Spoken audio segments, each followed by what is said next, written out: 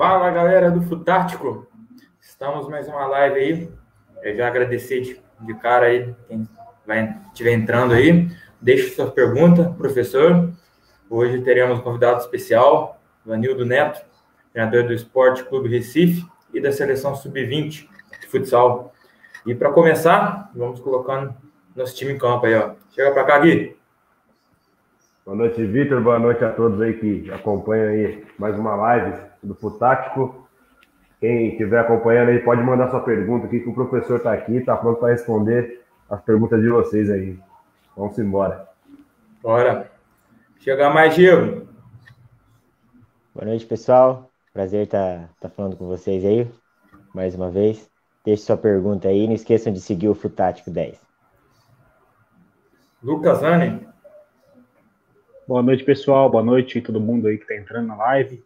Essa aqui vai ser uma grande live para a gente. Um professor que deu aula para a gente na pós. E a gente aprendeu muito com ele. E hoje a gente tem o prazer de receber ele aqui. E obrigado aí. Show. Agora vamos chamar ele, né? Vanildo Neto, por favor. Fala, pessoal. Boa noite. Obrigado a vocês pelo convite. Aqui a gente vai trocar muita ideia sobre a modalidade que eu tanto amo, que é o futsal, cara. Então, o que eu puder ajudar, podem contar comigo. Vai ser um prazer. Show de bola, professor. Poderia se apresentar para a galera de casa? Bom, meu nome não é muito bonito, mas meu pai me deu, não tenho culpa. Meu nome é Vanildo Neto. Sou treinador há 20 anos, sou natural de Recife, Pernambuco. Trabalho com todas as categorias e os gêneros possíveis, né? Trabalhei de sub-7 a adulto, feminino e masculino, com categoria de base também, cunho universitário, escolar, alto rendimento. Então, assim, hoje eu sou treinador da Uninassal, disputo campeonatos universitários, tanto estadual como nacional. Sou treinador do Esporte Clube do Recife, da categoria 17, 20 e adulto, e sou coordenador técnico das categorias menores, de iniciação e base, né, até sub-15. Sou professor do Colégio Marista São Luís, da Rede Marista, ensino, e estou passando pela Seleção Brasileira Sub-20, né? Sempre digo isso porque é um momento muito especial para mim, que eu quero aproveitar o máximo que eu puder, mas deixar também alguma coisa para a próxima pessoa que vai lá assumir com muito mérito e ajudar o máximo que eu puder nesse momento que eu tô na seleção. Mas hoje é isso. Show de bola. Separamos algumas perguntas aqui, professor. E a galera de casa, se quiser mandar, pode mandar aí, que a gente vai lendo. Lucas, pode começar? Bora lá. Professor, eu vou começar perguntando sobre modelo de jogo. Para a formatação de um modelo de jogo ideal para jovens atletas, você acredita que, em primeiro lugar, você tem que treinar o sistema defensivo e depois o ofensivo, ou não? Tem que treinar os dois juntos já de primeira já. Lucas, para mim, eu não consigo ver o jogo, mesmo o jogo sendo um jogo binário, eu não consigo ver o jogo ataque ou defesa. Claro, a gente vai dar ênfase a algumas informações para uma sessão de treino para o ataque, vai ajustar ou naquele dia para a defesa, manipulando as variáveis do jogo para aquelas situações. Mas na iniciação e na base, e aí fazendo uma progressão de complexidade pedagógica, eu acredito muito em melhorar o atleta individualmente, dar um entendimento do jogo para ele, para depois gerar o modelo, porque o modelo nosso ele não pode ser mais importante do que os comportamentos do atleta. Eu digo muito que eu tento treinar o atleta para ele não ser atleta de neto, para ele ser atleta de futsal, para ele passar por você, por Vitor Hugo, por Gui, por Diego, e se adaptar, ele ter adaptabilidade dentro do jogo. Então, essa é a maior preocupação que eu tenho, que o modelo, para mim, é a ideia que você tem na prática. Então, quando você tem uma ideia de jogo e vê ele é um grande pivô, mas no meu jogo ele não encaixa, o errado sou eu.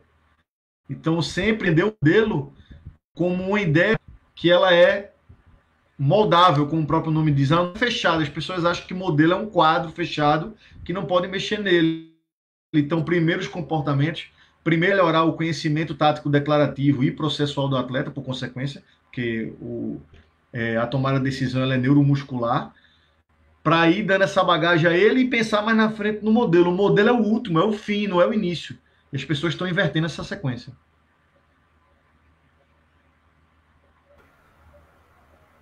Diego?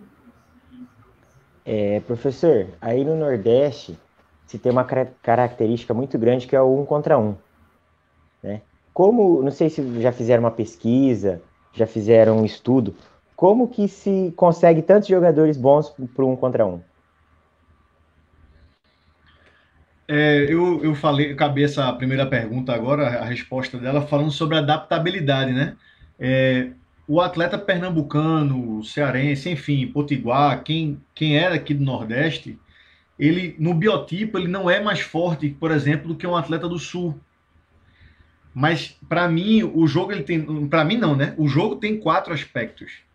E se a gente não consegue, na parte física, potencializar tanto, na minha opinião, dentro da tomada de decisão, que seria o QI, e dentro da emocional, que seria o que para mim, a gente sairia um pouco na frente de muitos locais do país, porque emocionalmente os meninos são muito fortes.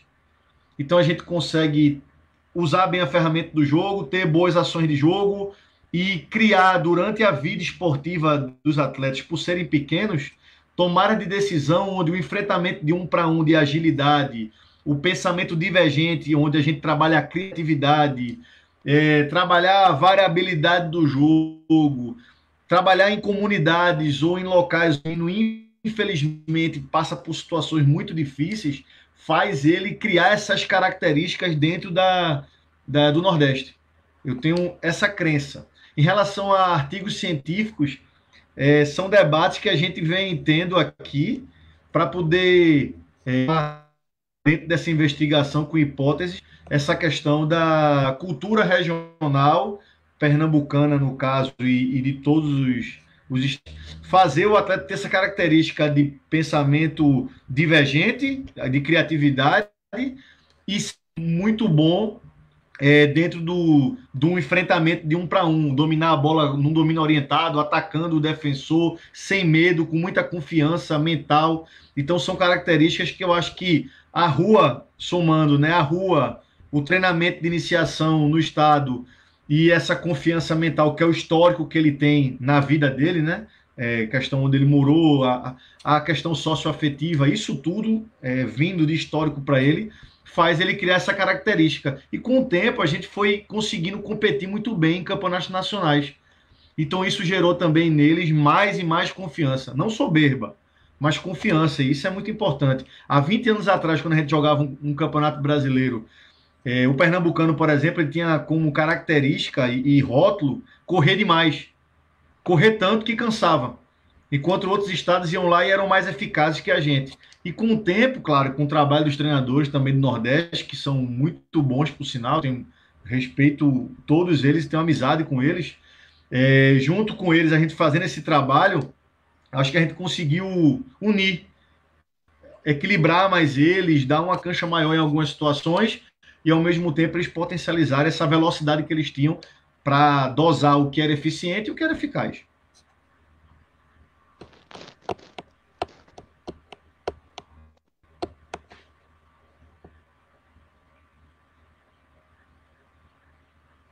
Eu não estou ouvindo, não sei se é o meu aí.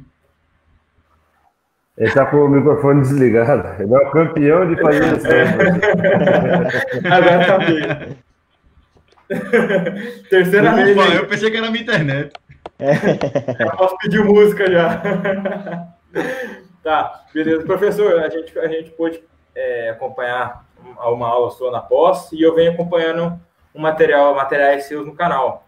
E você criou uma variação do jogo setorial por cores, relacionada a cores de semáforo e tudo mais. Você poderia contar para a gente como surgiu isso? E se você usa isso no seu sistema de jogo na seleção, já que sabemos que o treinador da seleção mal tem tempo de treinar, né? Conforme o Marquinhos Xavier falou para a gente. O que menos faz o treinador de uma seleção é dar treino. Você consegue passar esse jogo setorial para os seus alunos, seus atletas?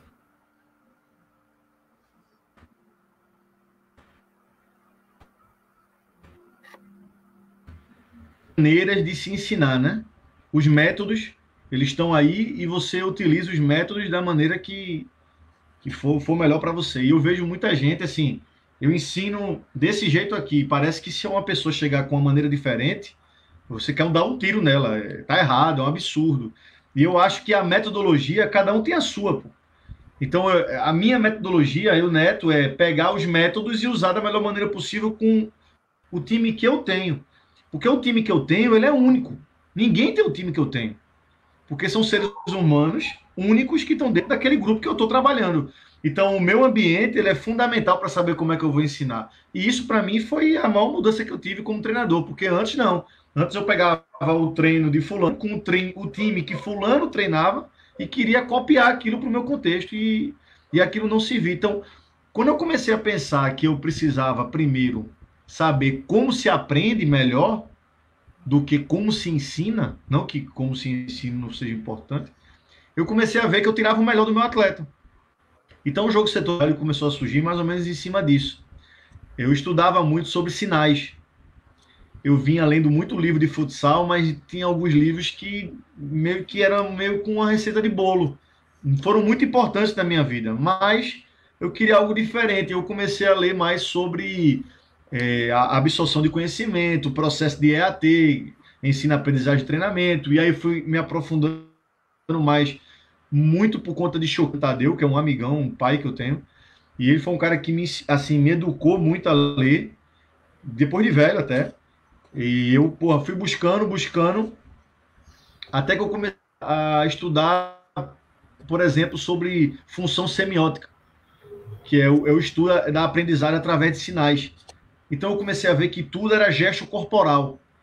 Quando eu comecei a ler esses livros de hábito, de conhecimento, de pensamento, de capacidades cognitivas, como eu podia melhorar meu treino, eu comecei a ver que se o jogo ele é de elementos táticos individuais, grupais e coletivos, então o jogo é onde está a bola, o setor da bola e a quadra. Para mim é isso. Então, ao invés de eu estar preocupado se eu vou jogar no sistema 1-4-0 ou no sistema 1-2-2 de ataque, ou na dinâmica de defesa, ou losango, ou quadrante, enfim, eu precisava entender a velocidade do jogo. Quais eram os comportamentos que eu podia. E na minha época mais novo, eu sou treinador há 20 anos, eu comecei com 17 anos, muito, por exemplo, linha gaúcha. Linha de defesa, o cara vai fazer a linha 1, linha 2, linha 3. Aquilo era muito bom, porque aquilo era um comando estrutural que ajudava você, dentro dos sinais relevantes do jogo, a ter o gatilho de marcar no meio da quadra, ou marcar a defesa alta, ou marcar a defesa baixa. Só que eu achava parecido com um pimbolinho. Totó, a gente chama totó aqui em Pernambuco. A pessoa que passasse daquela linha parecia uma faixa de gás, o cara não podia passar dali. E eu acho que a tomada de decisão é do atleta, então quando você dá o setor para ele e deixa ele resolver ali, você dando essa autonomia, você progride na aprendizagem dele, melhora o conteúdo dele, porque só interpreta quem tem conhecimento. É a mesma coisa da pessoa querer escrever sem saber ler. Então, você começa a encher a caixa de memória dele de situações através de setores, que é uma interseção entre a tática individual e o jogo grupal. Como é que a gente treinava antigamente o jogo? Você vai fazer aqui um trabalho de, sei lá, 1 contra 1 ou 1 contra ninguém, e daqui a pouco você vai fazer meia hora disso e vai para o coletivo. Não está errado, não está certo, como eu disse no começo. Mas numa progressão de complexidade, você está indo do muito fácil para o muito difícil. Então, quando você para no meio do caminho e olha para o setor, você dentro de um treinamento, tá? Dentro do processo de ensino e aprendizagem, aquilo facilita. Então, eu comecei a relacionar com o semáforo, porque uma vez eu estava vendo uma palestra de Ziquinho, que é treinador hoje está no Atlético Mineiro, na base do Atlético Mineiro, que é um parceiro. Ele estava no Minas na época. Ele passou um vídeo de um trânsito na YouTube, esse vídeo. E eu estava estudando na época Edgar Morin, que era sobre a teoria do caos. E, pô, eu lembro que eu conversava com o Choquita e dizia, pô, o jogo é uma bagunça, mas naquela bagunça de desordem e aleatoriedade existe repetição de coisas, né, ali. Então, pô, existe uma ordem ali. Não é linear, mas tem uma ordem ali. Então, eu comecei a ver que o sinal do semáforo é uma educação escolar. O menino, para sobreviver na rua, para ele atravessar a rua e não morrer atropelado, ele precisa saber as cores do semáforo. Então, aquilo ali é uma educação básica. Então, relacionar aquilo, a velocidade do jogo dentro daquela bagunça, é saber que o meu time e o teu time vão bagunçar durante o jogo.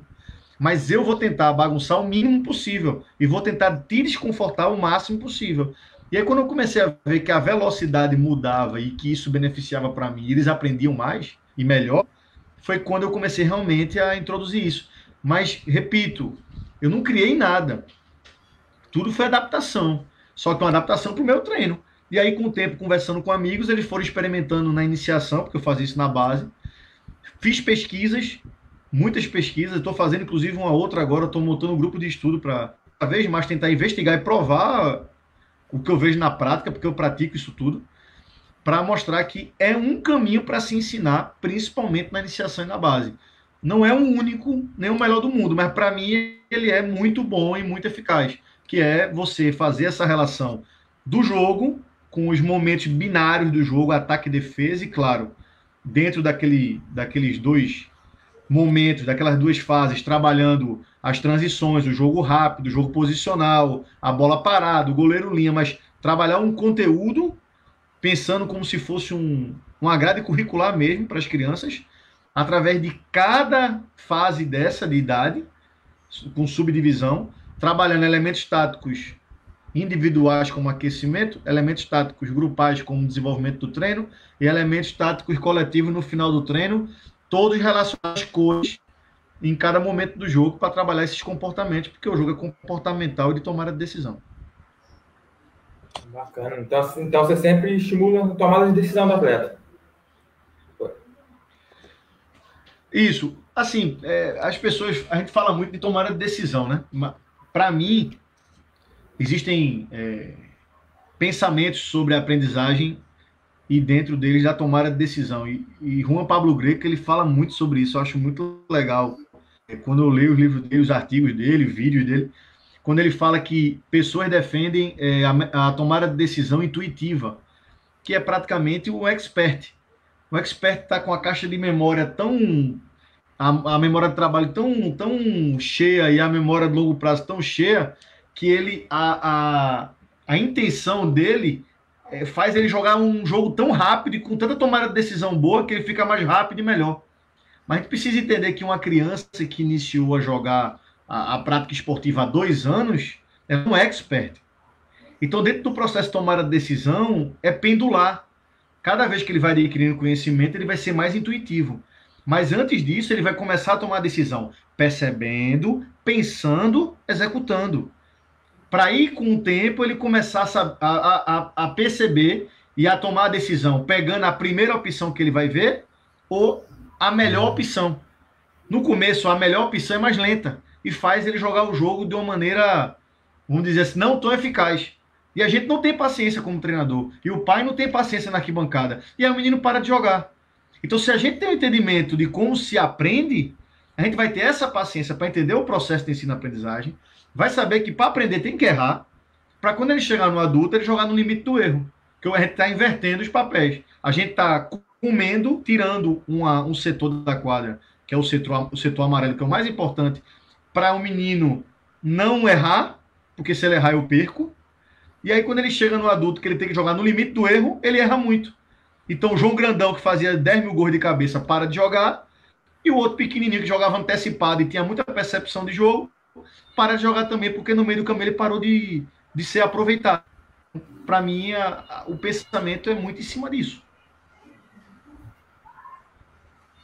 E esse limite de erro você comentou com nós sobre essa cruzada de bola na frente do gol. Isso. Não sei se você se recorda. Que no adulto, cruza-se a bola. Aí chega numa categoria de base, você fala assim, não, ó, você não vai cruzar a bola aqui, senão você vai tomar o gol lá. Isso, Diego. E assim... Isso também é treinável, né? E assim, se a gente falou aqui sobre QI e QE, né? Antigamente o cara sabia se esse cara aí é bom, viu, velho? Vamos ver aí, ver o QI dele. Hoje o cara mensura o QE, velho. Qual é o coeficiente dele de emoção? Porque, para mim, no caso, inteligência emocional são 4 pilares, né? É você ter autoconhecimento, autogestão, empatia e gestão ao próximo. Pô, o que eu vejo de menino que, às vezes, tecnicamente é muito bom jogador, mas não tem coragem de dar aquele passe que rompe linha, aí ele dá 10 passes pro lado e acerta os 10 passes. É aquele típico passe de estatística.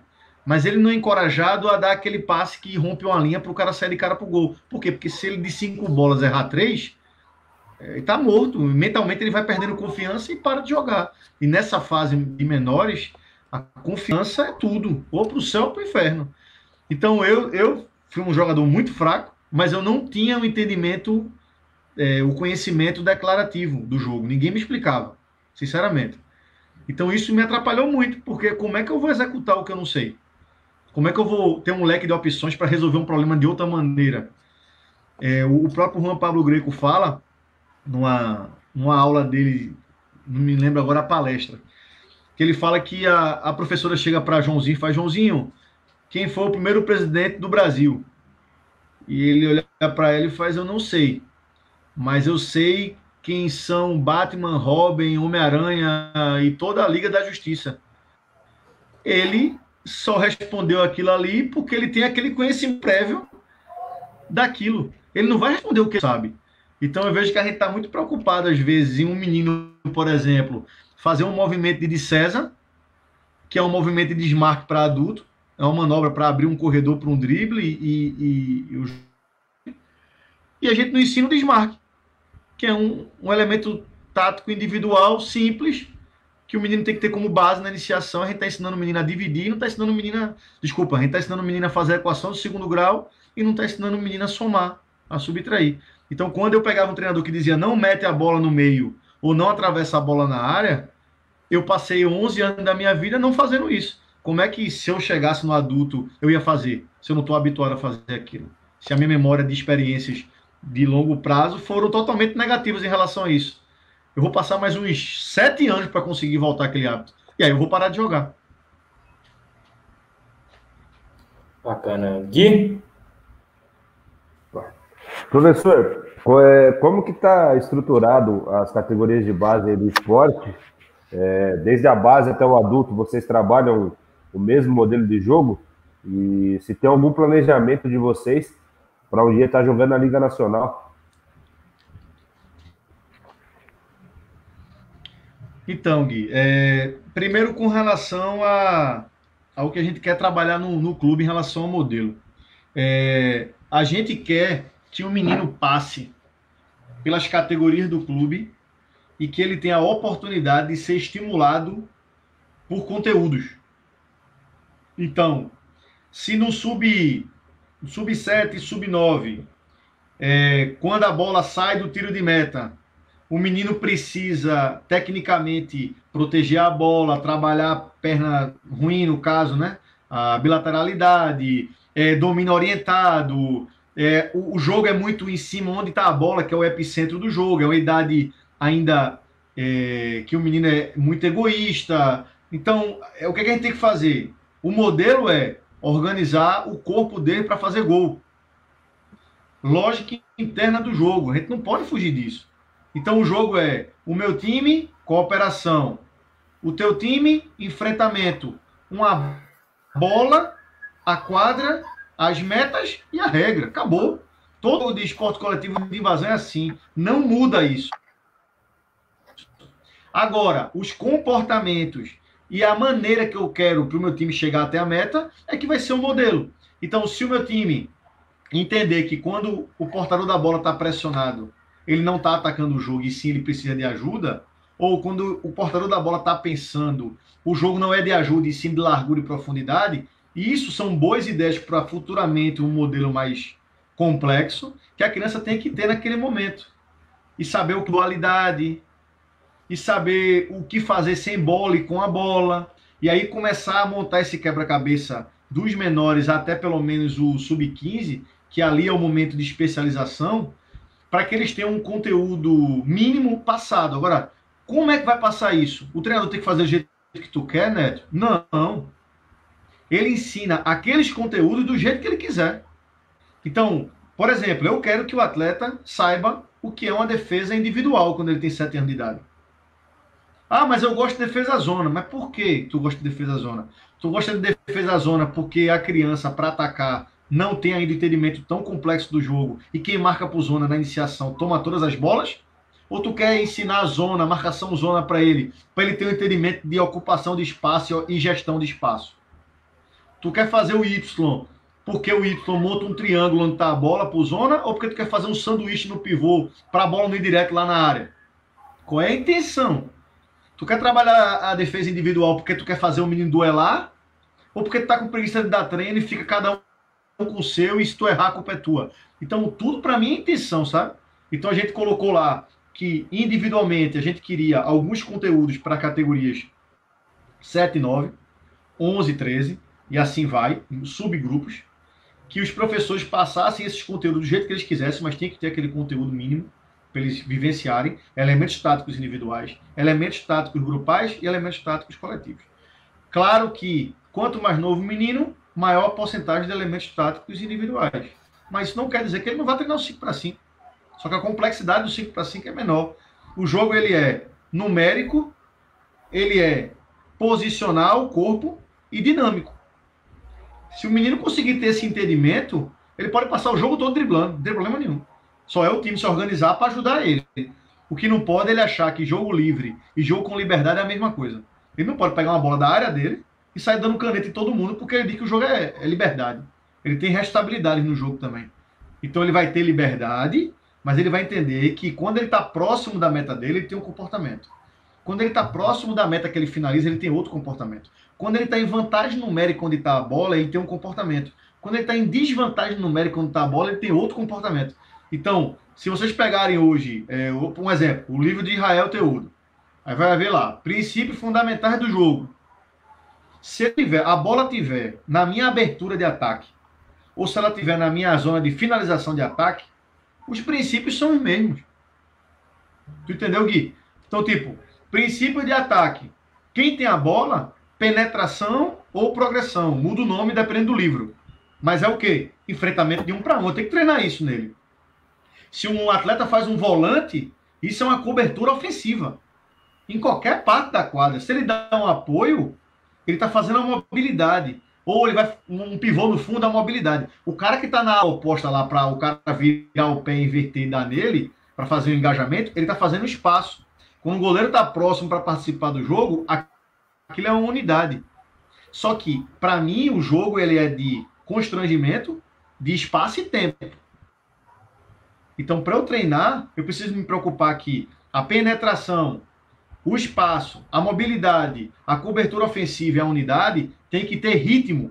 O ritmo dela depende de quê? Da bola, da metade da quadra e da meta. Se eu estou com a bola da metade para trás, é uma. Se eu estou com a bola da metade para frente, é outra. Se eu estou próximo da meta que eu faço o gol, é uma coisa. Se eu estou longe dela atacando, é outra. Então, tudo depende. E essas partes situacionais que eu treino mais. Esse é o meu modelo e o que a gente pede aos professores lá. Professor, lá no esporte, vocês seguem uma metodologia pela base inteira até chegar você, por exemplo, a metodologia é igual, por exemplo, do sub-8 ao sub-20, onde você trabalha? Então, a metodologia não, porque é aquilo que eu disse, a metodologia é única, é do cara. Então, tipo assim, se o meu treinador conseguir colocar, o meu treinador que eu estou dizendo é o treinador que eu coordeno, tá? Se ele conseguir colocar todos os conteúdos dele e ele fizer nas atividades dele situacional 100%, e o outro faz metade situacional e metade analítico, mas está atingindo as demandas, conseguindo passar aquilo que é interessante para o atleta, ele vai dizer como ele vai ensinar. Claro, a gente vai fazer avaliação, trocar ideia, conversar, tento fazer reunião com eles, não sou o dono da verdade. Eu estava lá só como treinador há 2 anos atrás, então a gente trocava ideia. A maioria deles foram meus atletas, 90%. Foram meus atletas com 15, 16 anos de idade. A gente tem um laço de afinidade. Eu não consigo gerir pessoas sem olhar para o ser humano. Não consigo ver como empresa. Para mim, o ser humano é tudo. Então, a gente tenta ver, pô, tu quer trabalhar essa metodologia, por quê? Explica aí. Vamos trocar ideia, dialogar. E aí a gente vai construindo, mas eu não me meto diretamente na maneira como ele vai ensinar, porque se fosse o contrário, eu não ia querer. Eu digo muito que quando eu tinha chefes, existiam os perfis de chefe, né? E eu ficava maluco com um chefe que quando você, por exemplo, estava com um pai numa escolinha e o pai não gostava de alguma situação, o coordenador, o chefe, ele colocava você em xeque na frente do pai. Pô, isso para mim era a morte. Então, aconteceu o que aqui? Eu escuto os dois lados e blindo o professor. Chamo ele num canto e se ele errou, converso com ele. E tinha gente que ficava na frente do pai, eu lá, um exemplo, e transferia tudo para mim, sem nem ouvir direito. Então é uma coisa que eu tento fazer lá, é escutar eles, para tentar blindar eles, para eles terem a liberdade de trabalhar. Com relação ao conteúdo dos treinos, que eu passei para vocês, eu estou querendo introduzir o jogo setorial lá. Porque eles acreditam também, porque a gente experimentou e vem tendo resultados muito bons. Eu tô fazendo muita pesquisa de campo, fazendo muita investigação sobre isso, preciso botar no papel. Senão não adianta. Mas eles estão comprando a ideia. A gente tá... O que é que a gente está fazendo? Eu estou fazendo uma reunião aqui. Aí eu chego, ó. O que é que vocês acham interessante para trabalhar na zona amarela de ataque? Quais são as habilidades que vocês trabalhariam com os seus atletas para quem tem bola e quem não tem bola? Não, trabalhar na idade de 7 anos, Neto, as demandas, ó, o que mais eles têm dificuldade é com a relação com a bola. No momento que alguém abre o espaço, o outro gerir o espaço, enfim. E aí eu vou colocando num banco de dados. E aí a gente está fazendo o quê? Eu estou montando um material de consultoria que é para montar conteúdos e treinos para cada setor. Não é que é para aquele setor, ele é característico daquele setor. Porque quando tu vai treinar alguma coisa em algum dia, tu vai treinar ataque, tu tá trabalhando defesa, tá trabalhando trânsito, tá trabalhando tudo. A visão é sistêmica da coisa. Mas a tua ênfase de informações naquele dia, ou a manipulação de variáveis para densificar alguma coisa, vai ser para um setor. E aí é um somatório. No outro dia tu vai trabalhar o outro setor, mas tu trabalhou um dia antes aqui. Porque as pessoas acham que jogo setorial é pegar um pedaço da quadra e dizer os comportamentos que tem que fazer ali. Não. É tentar somar os conteúdos para, por exemplo, quando um menino na zona vermelha de defesa dominar a bola de costa, eu tenho um comportamento de verde. Porque o que vai importar é o gesto corporal do atleta. Se ele está com o gesto corporal que dá a mim e a meu time a oportunidade de agredir, de acelerar, eu vou ter comportamentos de verde, porque vai estar embutido na cabeça deles.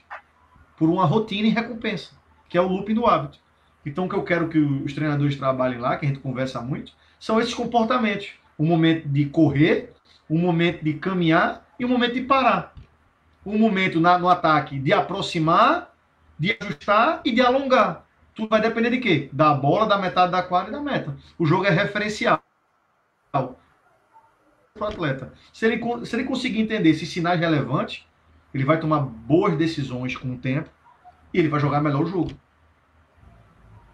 E esses sinais podem até mudar do correr da idade, né? Igual você falou, aí das reuniões que os treinadores que trabalham com você, eles vão citar as maiores dificuldades. Então, pode ser que você pode até construir uma planilha com as idades, com os subs, né? Sub-7, Estou fazendo isso. Fenomenal, então tô até curioso para ver essa planilha. Pô, tá ficando legal, cara. Inclusive, a gente tá montando, eu acho que, vai ser um Netflix do futsal. Eu vou montar, já tá pronto o material, semana que vem eu vou divulgar, que é exatamente isso. É tentar primeiro passar o entendimento do que, por exemplo, aspectos do jogo. Fala tanto de modelo, fala tanto de estrutura de treino. Eu, Neto, por exemplo, olhava muito para os aspectos do jogo e tática era tudo. Que se dane parte física. E eu ia com aquela fala de Mourinho, né? O resto vem por arrasto. Pô, claro que vem por arrasto. Se eu começo a jogar taticamente, faço uma atividade que melhora a minha intenção para o jogo, que melhora a minha capacidade, mas eu estou correndo, eu estou com dinâmica, eu estou melhorando alguma valência. Mas eu consegui entender o que é um controle de cargas, eu consegui entender como melhorar a inteligência emocional, eu consegui entender como utilizar o treinamento para melhorar as habilidades, o desenvolvimento das capacidades motoras em cada idade. Então, não é só usar a tática. Então, eu, ano passado, por exemplo, tive um déficit de resistência aeróbica na minha equipe sub-20. Eu vi, não tem nem como mensurar, não foi nem para o protocolo, eu vi. E aí eu comecei a fazer consultoria para mim, para isso aí, para eu melhorar.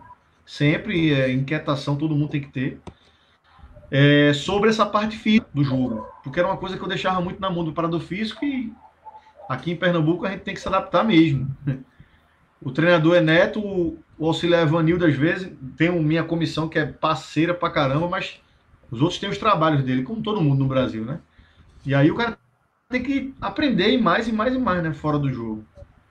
E aí eu conversando com o pessoal do Ideal Performance, que é um grupo de consultoria, preparação física, fisiologia, Bruno, Marcelo. Bruno é um cara espetacular, bicho. Então, assim, eu fiz uma consultoria com ele, caramba, velho, meus treinos, eu acho meu treino massa pra isso aqui. Ele é simples, mas atinge o que eu quero. Porra, mas tá tendo uma defasagem, então eu comecei a manipular mais ainda meus treinos, sem modificar a estrutura deles, para conseguir potencializar uma valência. Então, coisas que eu vou tentar colocar nesse conteúdo é exatamente em cima disso. Os aspectos, os princípios, coisas que a gente lê, a gente tem medo, às vezes, de querer entender alguma situação, porque, o jogo é jogado. Mas, pô, se a gente começar a entender mais e botar mais na prática, porra, é o sonho, caramba. O sonho é a praxis, pô. E as pessoas que só têm prática, meio que inibem quem tem a teoria. E quem só tem a teoria não quer ir para a prática. Então, para mim, a prática é fundamental. Mas se eu não souber o que eu estou fazendo, a minha prática vai ser ruim. Vai ser igual aquela discussão sobre o treino de volume e o treino deliberado. Chegou um ponto que se você não especificar a coisa, não vai adiantar de nada. Você não vai para o próximo patamar. Então, isso também me fez montar esse material. E nele vai estar toda essa sequência metodológica que eu tô montando sobre o jogo setorial. O material vai estar no teu canal?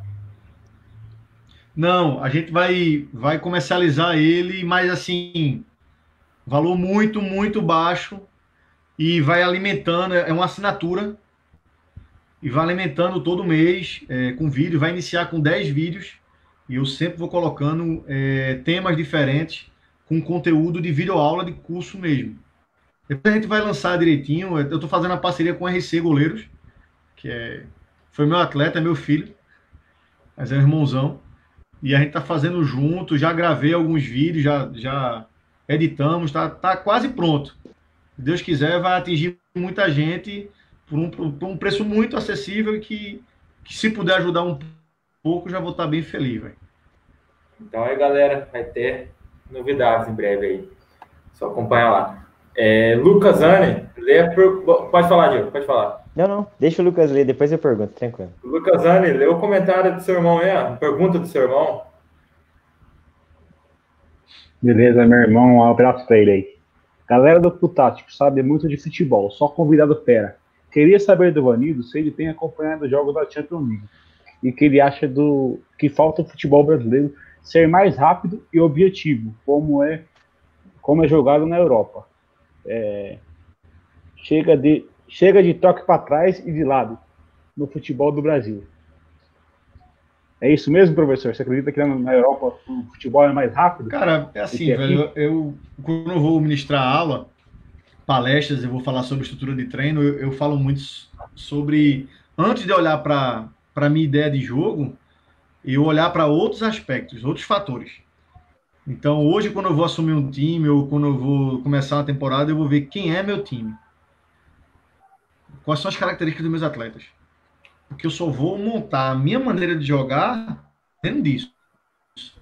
Não pode ser o contrário. Eu vou trabalhar, por exemplo, eu trabalhava numa escola bolsista aqui, que era o colégio que já acabou.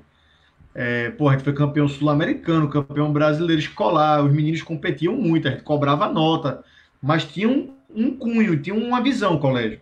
E me passou. Eles me passaram quando eu fui para lá. E hoje eu trabalho no colégio marista.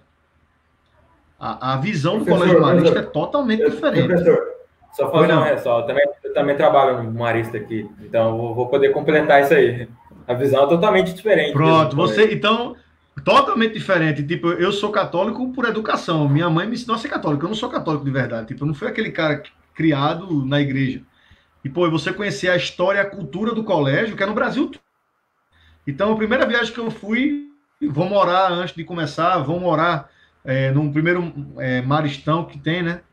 Intermarista, por fazer as dinâmicas, a parte da pastoral, a parte das artes do colégio, né? A parte da cultura, a parte religiosa e os jogos, não é só jogar. É totalmente diferente. Então eu tenho que me adaptar, eu, Neto. Então eu acho que as pessoas aqui precisam entender primeiro que o nível dos jogadores é diferente da Europa e que a gente precisa se adaptar a algumas coisas aqui do Brasil. Mas acredito também, porra, com a vinda de Jesus e de São Paulo, que a gente precisa rever algumas coisas, mas que eu acho que vai acontecer a longo prazo. Eu não via o futebol estudando tanto quanto hoje. Quando eu era mais novo, sei lá, 20 anos atrás, eu não via o que a Universidade de Viçosa faz. Eu não via o que a Universidade do Futebol faz. Eu não via o que Alcides Scaglia faz. João Paulo Medina, Rodrigo Leitão e tantos outros, né, para não ser injusto aqui. Israel.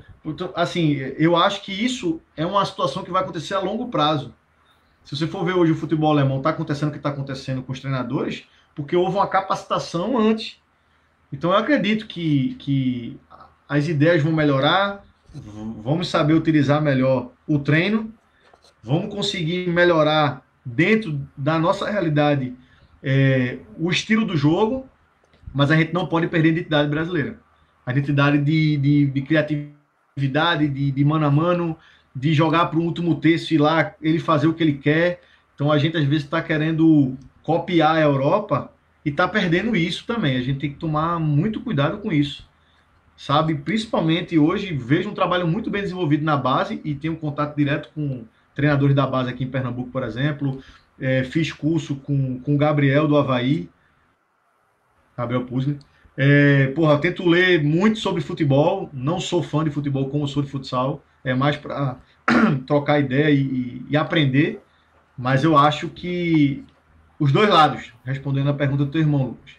Um lado é respeitar a nossa região, a nossa cultura, e o outro lado, não só copiar, mas tem muita coisa boa lá que a gente pode utilizar como metodologia de ensino, e que eu acho que a gente está fazendo. Só que não vai acontecer de um dia para o outro, e o brasileiro é muito imediatista.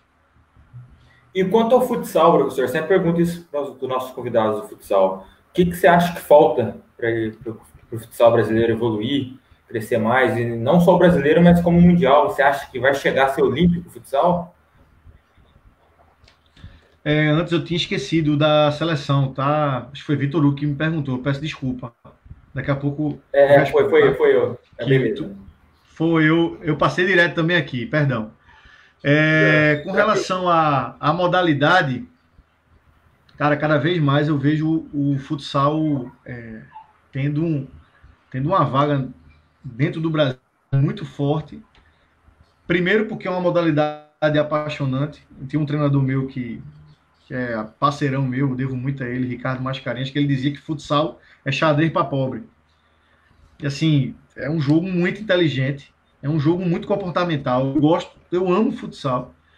E acho que ele está indo para um caminho que ele vai ter a independência dele na modalidade e vai ter um suporte muito grande ao futebol. Não só um único. Na segunda-feira eu estava numa aula da Academy, de um curso bem legal sobre talentos, sobre essa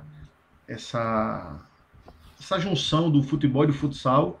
E caramba, o Wilton, o PC, todos que estavam na bancada, Alex, ex-jogador, falando sobre o futsal, o que o futebol é um caminho que pode direcionar essa questão do esporte ser olímpico.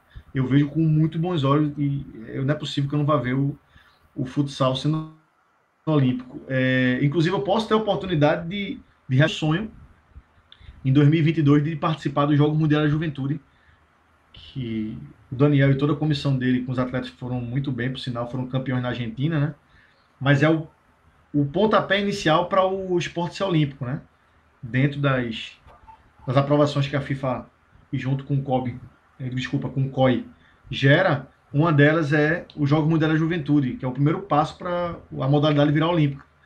E o Brasil jogou, já o futsal aconteceu na Argentina, há 2 anos atrás, e vai acontecer em Senegal em 2022, e há uma chance de eu e Eric irmos, a gente não sabe daqui para lá, mas é uma esperança de tentar fazer um trabalho legal, de ter essa oportunidade e de ver o futsal sendo olímpico. Futsal no clube, é a segunda modalidade mais praticada no Brasil.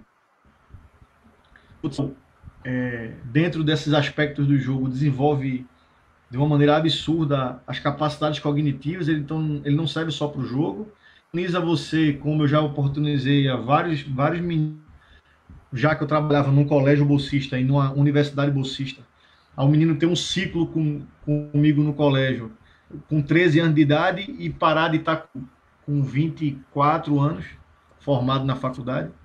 Hoje, acho que tem 9 treinadores em Pernambuco de iniciação e base, que são formados pela Uninasal, que foram atletas da gente e estão com a gente no adulto hoje. Então, assim, eu tenho um orgulho disso. E acho que o futsal, como outras modalidades, outros desportos, dá esse leque de opções para crianças que poderiam ter um caminho bem ruim lá na frente e que ele oportuniza. Diego, você tinha feito algum comentário?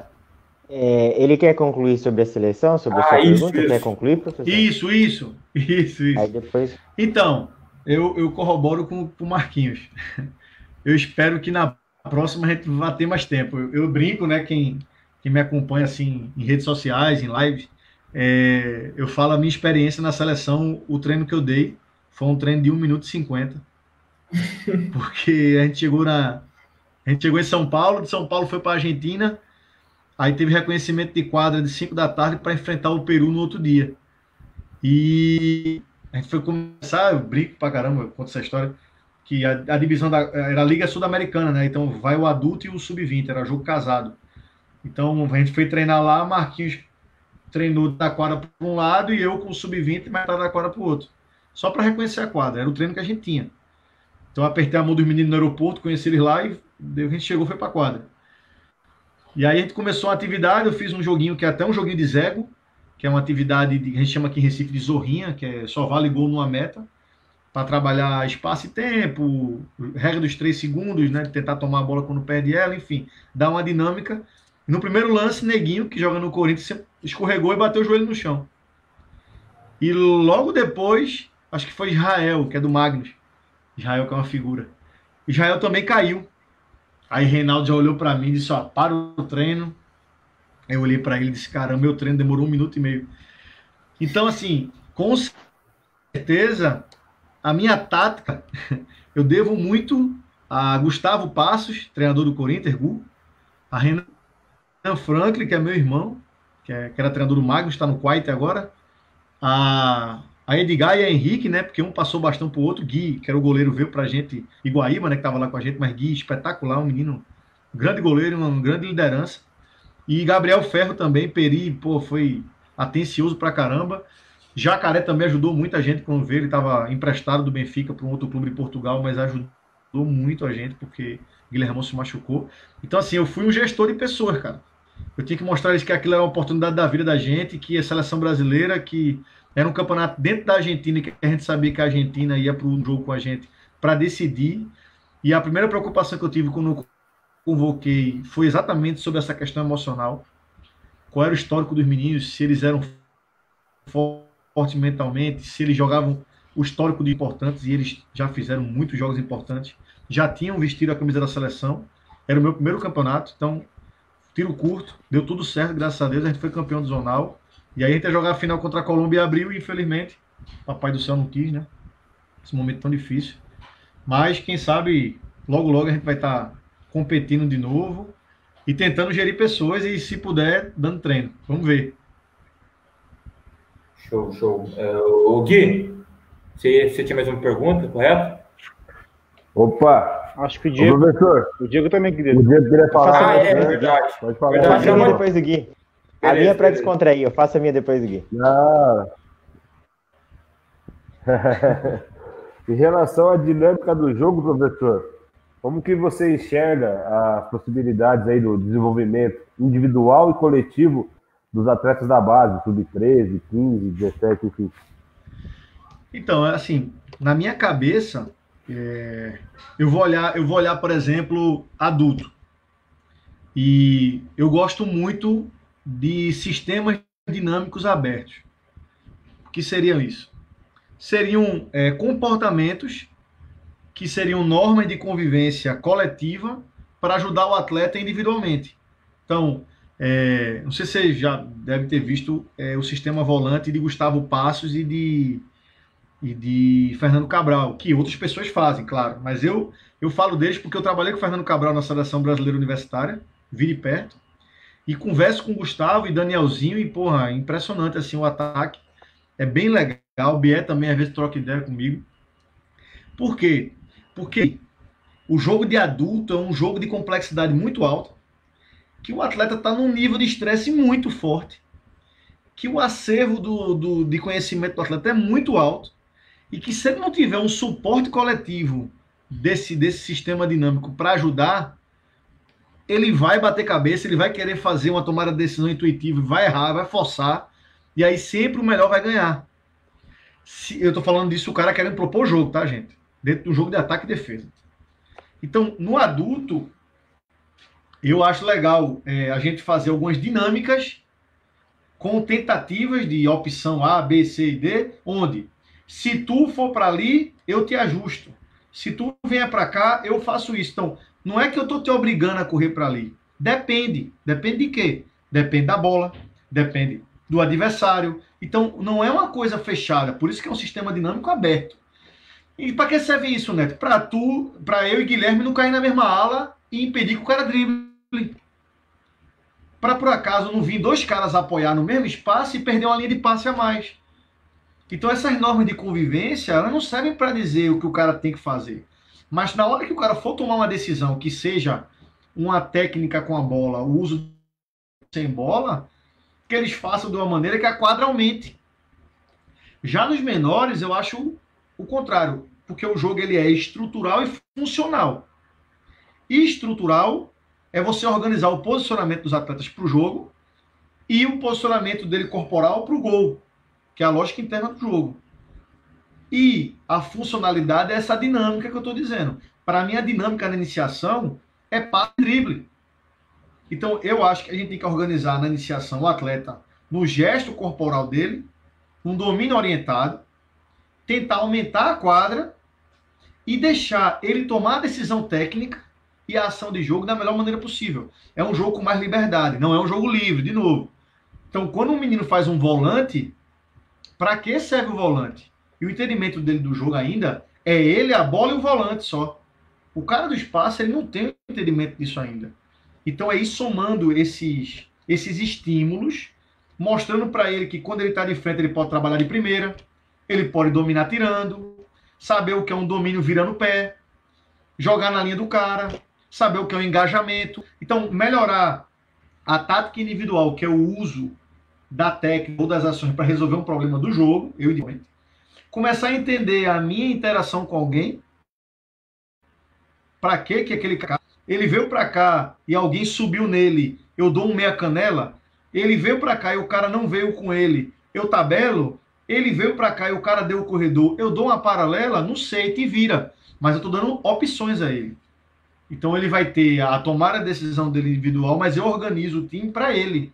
E ele vai dar a bola para o próximo. E eu organizo o time para o próximo. Porque eu quero que o meu time tenha a bola atacando, progrida no terreno e finalize na meta. E o meu time defendendo, eu quero que ele tente tomar a bola, impeça que o outro time progrida no terreno e não deixe chutar na meta. E como é que eu vou fazer isso?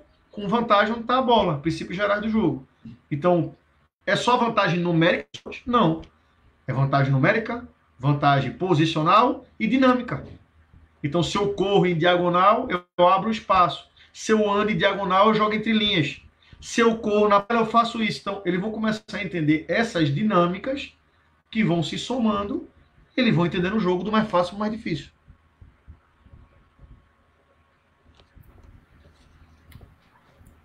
Show. O Diego, agora finalmente. Não, mas foi até legal deixar por último essa pergunta. Vanildo, você comentou que você é parente do Rafael Rato, jogador da Espanha. Quem foi melhor, Vanildo Neto ou Rafael Rato? Porra, tu é doido, velho. Eu era muito ruim, bicho. Não seja, não seja humilde, não vai falar que é ele, né? Porra, pelo amor de Deus. Cara, eu vou dizer uma coisa pra você. Eu tenho muito orgulho de Rato, muito, muito orgulho mesmo. Assim, às vezes troca ideia e eu digo a ele, caramba, tua carreira sensacional. Quando ele foi campeão do mundo em 2012, acho que eu fiquei mais nervoso que ele. E assim, as pessoas às vezes não sabem nem a história do cara. Rato pegou seleção brasileira na pré-convocação do Mundial em 2004, em 2008, em 2012. E nas 3 pré-convocações, ele estava entre os 19 e foi cortado na véspera do campeonato. Vocês sabiam disso? Não. A de 2012, ele foi cortado e ele só foi porque Cício se machucou. Então, em 2004, Ferretti foi fazer os trabalhos pré-mundial em João Pessoa, eu lembro, não fosse hoje, 2004, e Ratoeira estava na Ubra. Ratoeira tinha sido revelação da Liga em 2003 e campeão com C na Ubra. Aí ele foi, mas naquele ano não dava para ele, na minha opinião. Mas era um timaço. Foi o que saiu na semi para a Espanha nos pênaltis, que era Ferretti treinador. Ferretti era o cara, para mim, o maior de todos os tempos. E aquela seleção era absurda. E ele era muito novo. Eu tinha 22, ele tinha 21. Ele é 8'3". Então não dava para ele. Ele foi cortado. Em 2019 foi cortado. 2008, que foi no Rio, ele passou por PC. O PC gostava muito dele, mas a Espanha tinha mudado um pouco o estilo de jogo dele. Que ele era mais um ala back. Depois ele virou back.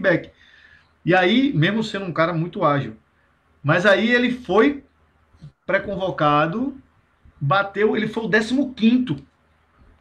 2012, ele foi pré-convocado, treinou com os caras, 19 caras, foi cortado lá em Hong Kong. Foi que Cício se machucou, não sei se foi em Hong Kong, foi em algum país antes que eles estavam treinando. Voltou e Ratoeira foi da Espanha direto para lá. Quando eu vi Ratoeira sendo campeão, e para mim ele foi o melhor da partida. Neto foi o mais decisivo, que Neto fez naquele gol, não existe. Mas Ratoeira foi o melhor da partida. Ele só jogou, se você for ver o jogo, ele entrou faltando 5 minutos para acabar o primeiro tempo. Ele jogou praticamente um tempo. E ele jogou muito. Então, assim, eu tenho muito orgulho dele. Mas, resumindo, Diego, eu joguei aqui ele. Tô brincando. Eu era muito ruim. Mas eu sou fã dele, cara. Jogava demais, joga demais. E tanto é que ele saiu do Inter Movistar, foi pro Valdepenas e levou o time pra final e quase ganhava de novo. Foi pentacampeão lá. Então, muito orgulho, cara. Então você contribuiu então para a carreira dele, então. Cara, ele deve o salário dele a mim. Aí, pronto. É sério.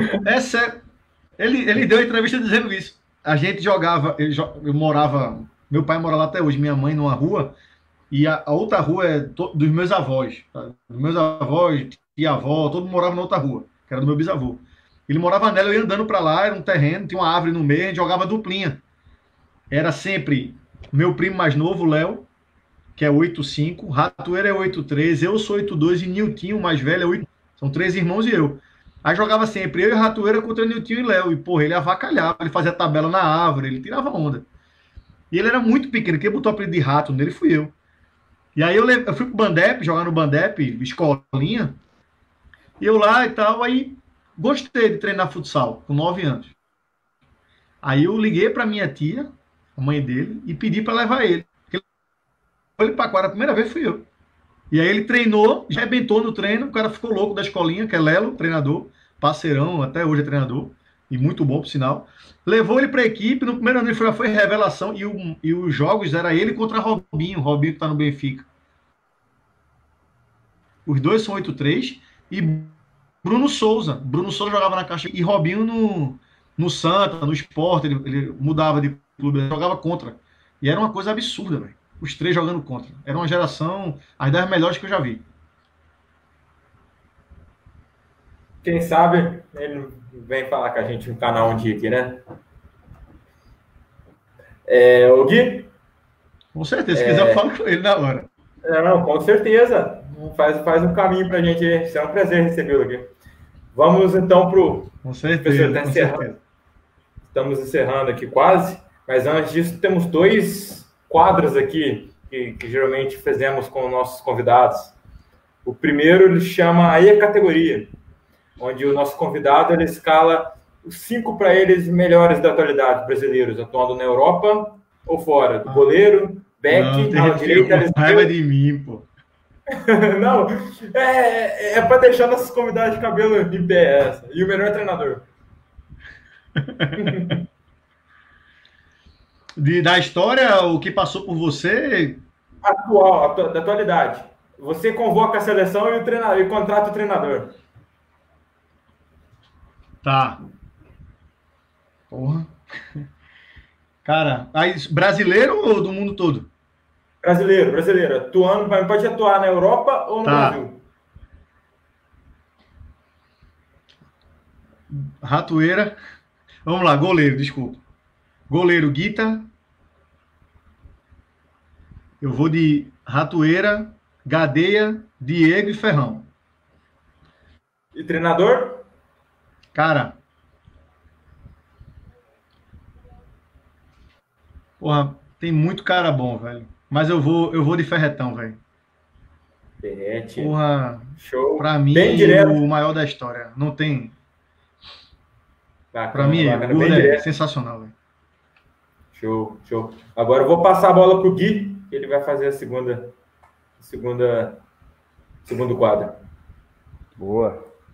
Professor, agora são as rapidinhas do Futático. São 15 perguntas. Tem pergunta envolvida pro campo aqui também. Você responde numa frase, numa palavra, fica a seu critério aí, beleza? Tá. Defina Vanildo Neto. Inquieto. Um ídolo no esporte, em geral.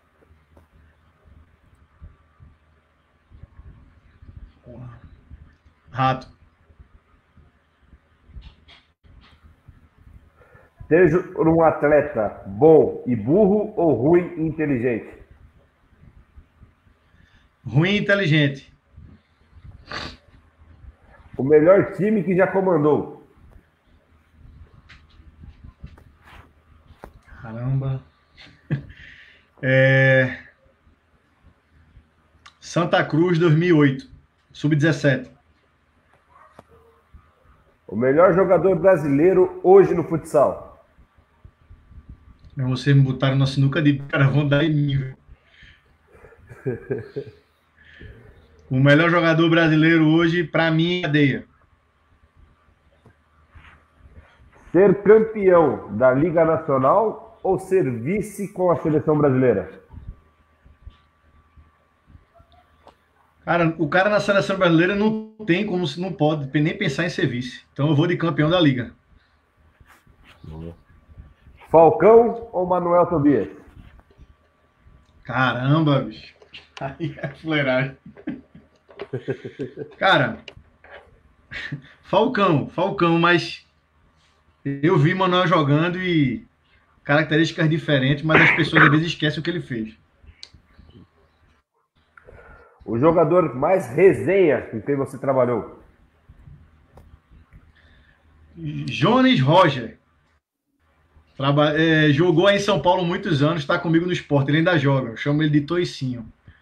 Craque de bola, craque, mas gosta de uma resenha. Ele e outro, Negada, Éder Negada. São os dois atletas que eu chegava mais cedo pro treino só para resenhar com eles. Boa. Essa aí, teoricamente, ele já respondeu, mas vamos perguntar. Marquinhos Xavier, Ferrete ou outro? Pô, cara, então, o Marquinhos está fazendo um trabalho absurdo, não só como treinador, mas como líder na modalidade. Para mim, Ferretão foi o maior da história. Ele vai estar na Liga Sul-Americana, ele no banco de reserva, ele fazia... Eu dizia, professor, posso falar? Eu dizia, era para eu não falar, era para você falar o tempo todo. Pelo amor de Deus. Ele é um monstro. Boa. Essa é do campo, professor. Ronaldo, Cristiano Ronaldo ou Ronaldo Gaúcho? Romário. Eu sou da época de Romário. Eu nunca vi ninguém igual a ele, não, velho. Me desculpe, mas... O próximo brasileiro a ser melhor do mundo do futsal será? Neymar. Vai ser Neymar. Acredito nisso. E no futsal? Cara, no futsal, Gadeia. Cara, eu trabalhei com Gadeia na Seleção Brasileira Universitária. Eu nunca vi nada daquele, não, bicho. O cara na tomada de decisão. Ele é completo, velho. Ele é completo e uma pessoa extraordinária, bicho. Batendo na trave. Mas a hora dele vai chegar, com certeza. E ele merece. Boa. As novas regras vão me... 3 pontinhos. Me adaptar. O melhor treinador com quem você já trabalhou? Marcelo Ribeiro do Amaral. Foi o melhor que eu trabalhei. Ele foi campeão brasileiro do Taça Brasil Sub-20, campeão na Geórgia, foi auxiliar dele durante 5 anos. Minha base no futsal como treinador devo a ele. E ele era um monstro. Ele conseguia colocar o time dele para treinar e ter volume e intensidade. Ao mesmo tempo. Eu nunca vi isso na minha vida. Só ele conseguia.